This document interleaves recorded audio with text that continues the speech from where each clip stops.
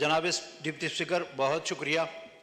Sir, मैं wheat पे नहीं बल्कि मेरे इलाके में पेस्को का एक बहुत बड़ा इशू चल रहा है, मैं उस पर बात करना चाह रहा हूँ।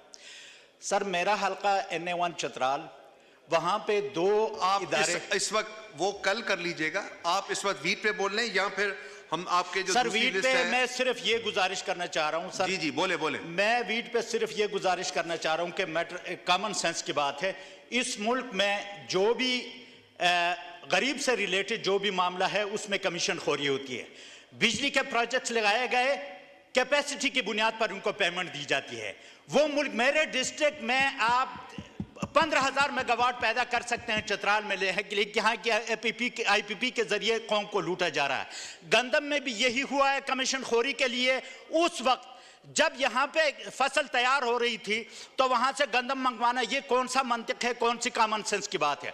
तो एक माफिया है, इस मुल्क को लूट रहा है, गंदम के नाम पे भी लूट रहा है, बिजली के नाम पे भी लूट रहा है।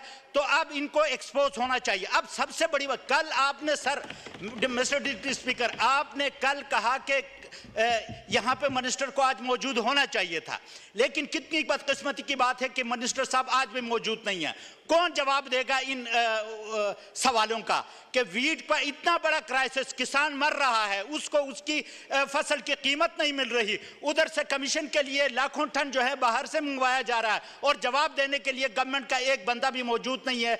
तो ये इस हाउस के साथ मजाक है और ये मजाक बंद होना चाहिए सर। और मैं आखिर में यही कहता हूं कि जो लोग जो ओरिजिनल ऑर्गेनिक तरीके से असेंबली में नहीं आते, जो मैंडेट चोरी करते हैं, 45 की जगह 47 के जरिए जब ईवान में आते हैं, तो वो इसी तरह अवामी मसाइल को सामना करने से भागते हैं जिस तरह आज की गवर्नमेंट भाग रही है। तो आज कम से कम आप उनको कुछ पेनलाइज करें sir. You are custodian of the house, speaker साहब, और आप कस्टोडियन हैं। जब आपके बात पे अमल दरामद नहीं हो रही इस ईवान में, तो हम मेंबरान के बात पे कौन अमल करेगा?